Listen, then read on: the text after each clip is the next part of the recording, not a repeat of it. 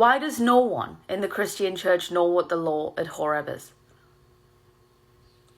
Because the Messiah told you that if you don't go and read and believe what Moses wrote of me, you don't believe me. You won't be able to believe the Messiah's words. You will have no understanding. You'll have no context. Because the Messiah was fulfilling the prophecies that Moses wrote of him. So when he says that, go and learn of me, for Moses wrote of me, and if you don't do that, then you don't believe. Why is everyone taking that as a light thing? Because John 3:16, everyone's favourite verse, whosoever believes in the Son of God will have everlasting life. That means you believe what was wrote of him and that he fulfilled it. And you do what it takes to obey what he's even saying. Because how can you believe someone and not do what they say? That doesn't make any sense. So John 5, go and learn what Moses wrote of the Messiah. Because there's a sign. That's a symbol of someone's salvation. If they know what Moses wrote of the Messiah, they believe the Messiah. Step 1. So when I throw out a phrase like the law given at Horeb, or Mount Horeb, or what was desired at Horeb, and you don't know what that means, you didn't go and learn what Moses wrote of the Messiah. Come on.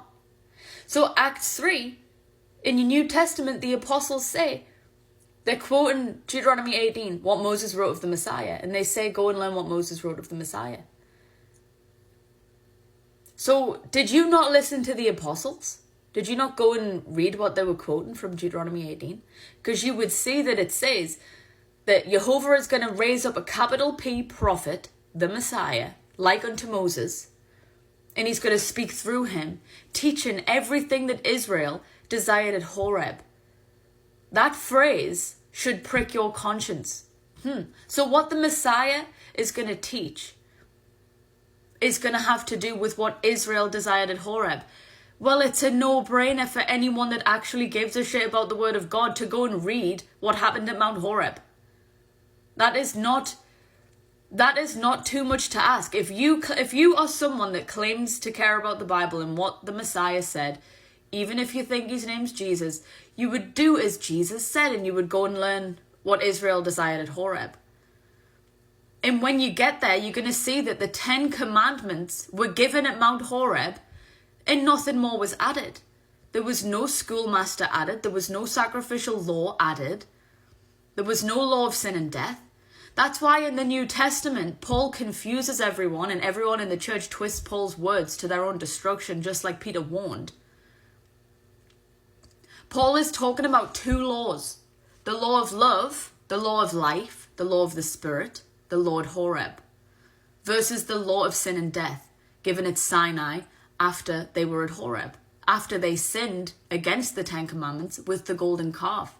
This is why Galatians 3:19, wherefore then serveth the law? Which law? Obviously the added law. Wherefore then serveth the law? It was added because of transgressions. So Paul is saying you don't have to serve the law that was added to this other law because of transgression. So there's 2 laws. There was a law that was given at Horeb and nothing more was added. So why are you serving the law that was added? Because it was in place temporarily until the seed should come and refresh the covenant and end the sacrificial law. This is why Yeshua on the cross says, it is finished. He's quoting Deuteronomy 31. Believe it or not, when he's on the cross and he says, it is finished.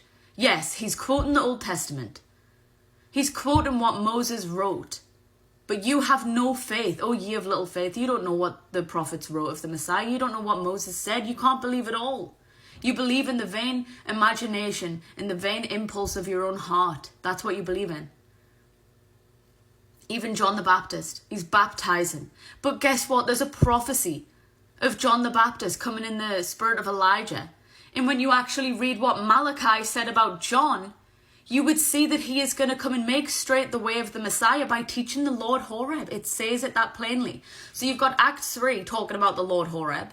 You read it in Deuteronomy 18. Then you go to Deuteronomy 5 to see that the covenant was given at Horeb and it was only 10 commandments. This is what it means to enter into covenant and to be married to Jehovah, the marriage covenant. So you've got Deuteronomy 18, the Messiah is going to come and teach this law at Horeb. You've got Malachi 4, John the Baptist is going to come and make straight the way of the Messiah who's going to teach the Lord Horeb by baptizing people, by teaching them the Lord Horeb. The water was a symbol. At the rock at Horeb, it was a rock. Moses smote the rock. The life-giving waters came out. They gave the 10 Commandments. They said, we will keep these 10 Commandments. All that Jehovah has said, we will do. Nothing was added to the 10 Commandments, so they're agreeing to keeping the 10 Commandments. But then they, like men, transgressed the covenant. This is why Yeshua says 3 times, go and learn what this means. I would have you learn what this means. Don't be ignorant of what mercy over sacrifice means. The mercy is that he will be your God and you will be his people if you keep the covenant. But you, like men, have transgressed the covenant yet again, so the sacrificial law has been added unto you. That's what he was saying to Israel, and now the same thing is happening in the church. And this is what Romans 11 is about. Paul says, don't do what Israel did to be divorced from God. How much worse is it going to be for you? Well, this is why great tribulation comes, and a great sacrifice happens at Mystery Babylon, where Ephraim and Judah dwell together. You won't know what I'm saying because you won't have the knowledge of God, because you won't even enter into covenant.